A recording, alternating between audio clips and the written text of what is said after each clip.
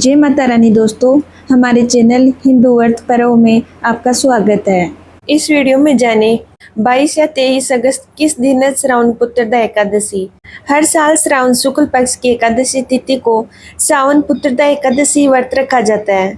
एकादशी व्रत भगवान विष्णु को समर्पित है, जबकि सावन का महीना भगवान शिव को। ऐसे में श्रावण पुत्रदा एकादशी का दिन भगवान हरि के साथ भोलेनाथ की भी कृपा पाने के लिए अति उत्तम माना जाता है। मान्यता है कि इस दिन विधि पूर्वक व्रत करने से और पूजा पाठ करने से अक्षय पुण्य मिलता है और जाने अनजाने में हुए पापों से मुक्ति मिलती है। एकादशी व्रत के प्रभाव से मनुष्य को मनोवांछित फल की प्राप्ति होती है। इस बार श्रावण पुत्रदा एकादशी 2 दिन होने के कारण व्रत की तारीख को लेकर लोगों के बीच भ्रम की स्थिति बनी हुई है। जाने किस दिन रखा जाएगा श्रावण पुत्रदा एकादशी का व्रत। श्रावण पुत्रदा एकादशी व्रत 2026 कब है? एकादशी तिथि 23 अगस्त को सुबह 2 बजे से आरंभ होगी और एकादशी तिथि का समापन होगा 23 अगस्त को सुबह 4:18 पर।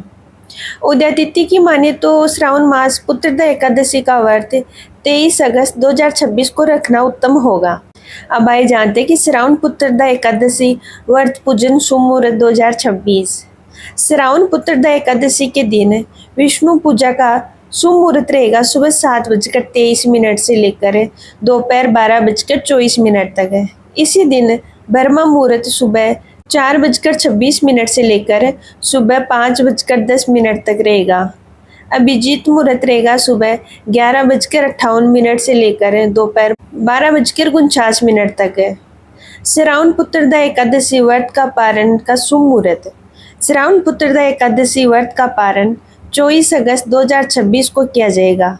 इस दिन व्रत पारण का शुभ मुहूर्त रहेगा सुबह 7:19 से लेकर सुबह 9:43 तक है। श्रावण पुत्रदा एकादशी का महत्व और पूजा विधि। एकादशी का नियम, व्रत करने से मन की चंचलता खत्म होती है, धन और आरोग्य की प्राप्ति होती है। सावन माह की पुत्रदा एकादशी को संतानदायिनी एकादशी भी माना जाता है। पुत्रदा एकादशी का व्रत संतान की प्राप्ति और संतान संबंधित दोषों या समस्याओं के निवारण के लिए भी किया जाता है।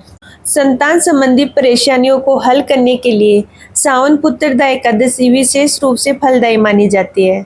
कहा जाता है कि इस व्रत को रखने से संतान से जुड़ी सभी परेशानी दूर होती है। सावन पुत्रदा एकादशी के दिन पूजा स्थल पर भगवान विष्णु का चित्र या मूर्ति रखें। तुलसी के पत्ते, फल, चॉकलेट, धूप, दीपक और पानी चढ़ाएं। चूँकि भगवान विष्णु तुलसी जी को बहुत ही प्रिय मानते हैं, इसलिए इसे भक्ति के साथ चढ़ाना चाहिए। पूजा में ओम नमो भगवते वासुदेवाय का जाप करें।